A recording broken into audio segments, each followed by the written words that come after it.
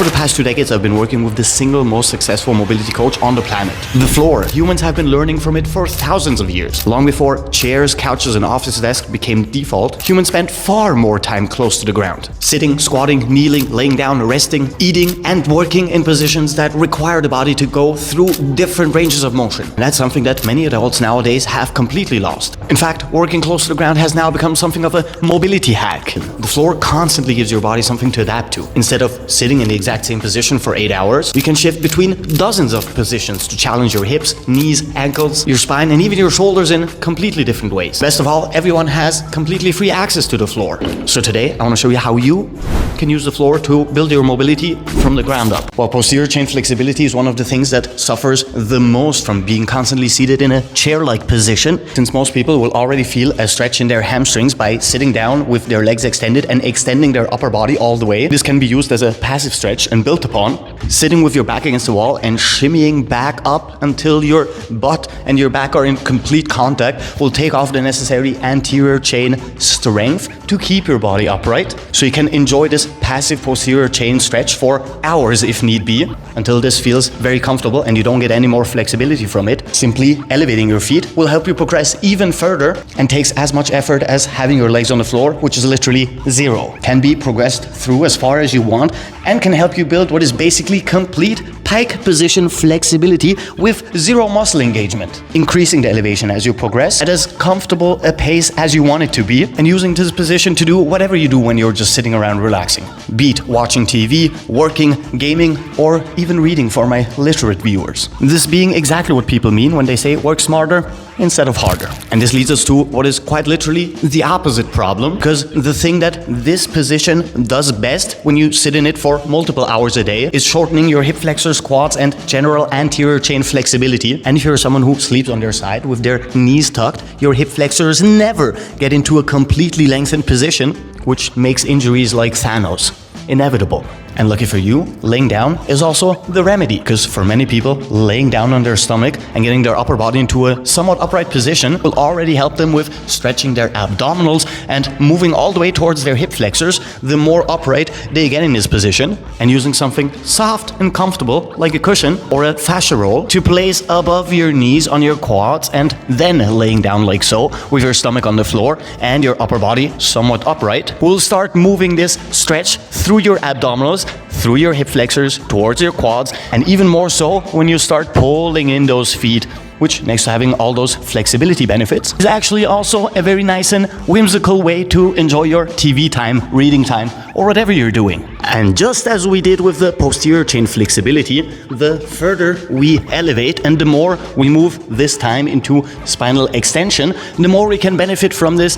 passive anterior chain stretch, moving it even further up our abdominals until we're basically opening up the entire front side of our body. So now that we've got complete flexibility of the back side, complete flexibility of the front side, you're very likely wondering, what about the flexibility of the side of our side? And this one is actually one of my favorites, because while this one is just as low effort to work on as the other two, by simply crossing your legs, letting them fall towards one side, moving the stretch through your quads towards your glutes and gluteus medius, your obliques, your latissimus, your pecs, and your delts, opening up into a spinal rotation. This being a position that feels very, very enjoyable, especially for people who suffer with a lot of tightness surrounding their spine, because this rotation forces our spinal erectors into a longer position and works on lengthening the muscles that can lead to tightness in our lower back. A problem that pretty much every single person that sits for a prolonged period of times can probably write a book on. While helping your body get deeper into this position by pushing down with your arms,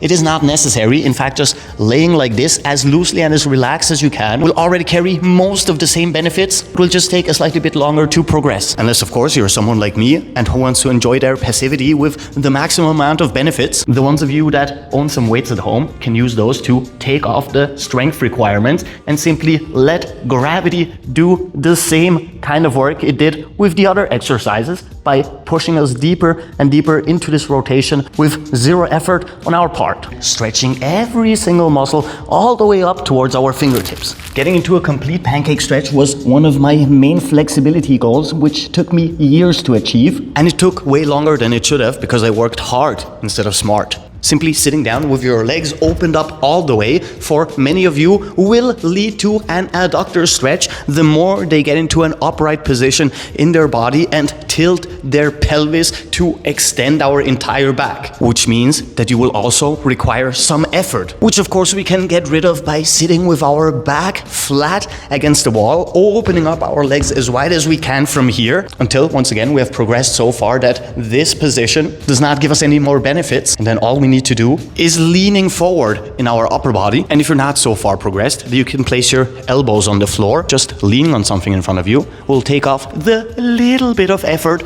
you would need to hold this position like so, until this becomes this, with this position having the added benefit that it also opens up our hamstrings, our glutes and our calves, especially if we take it to the next level by elevating our feet, adding even more posterior chain flexibility, even more adductor flexibility, the more we start leaning forward with our upper body and hanging as loosely as we can, either without support or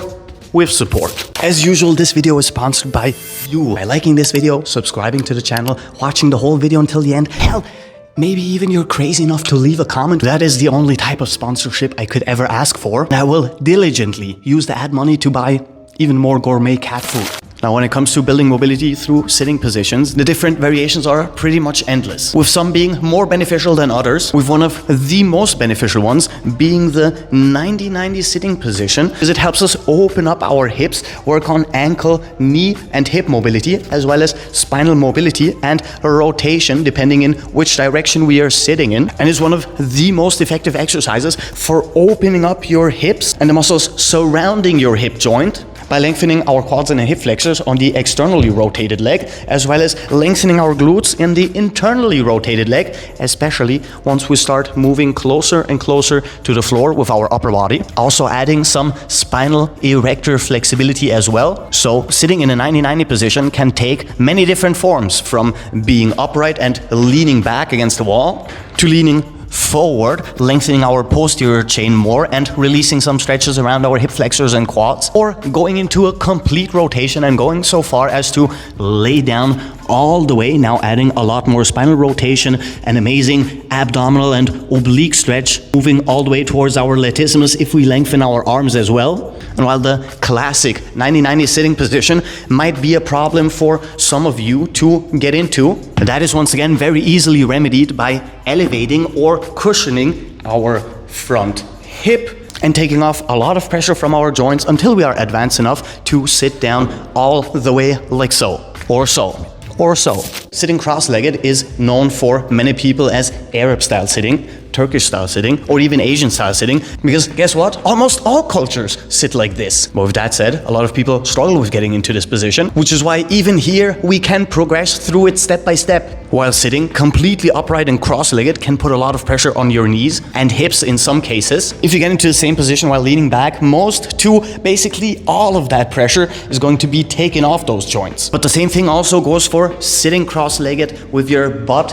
elevated, which means that you have two ways to progress through this. Either elevating your butt and removing some of that elevation until you progress further and further until you can sit down all the way, completely upright in your upper body, or crossing your leg while you're leaning back, and as you progress, get into a more and more upright position over the course of weeks to even months, who cares, until this becomes second nature to you. And just as we did with our adductor and our posterior chain flexibility, leaning forward can increase those benefits exponentially the more mobile we become and the more foldability we start working on in our hips, knees and ankles. Now this is closer to the end of the video, even though it is probably the most important one on this list, only because I talk about this so goddamn often. Because the squat should be one of the most relaxing positions to get into, and one of the positions that requires the least amount of strength from your entire body. It also requires an insane amount of ankle, knee, hip mobility, and even lower back mobility to get into, that many people have already lost since their childhood. The benefits of sitting for longer periods of time in a complete, deep, ass-to-grass resting squat would take a full series of videos to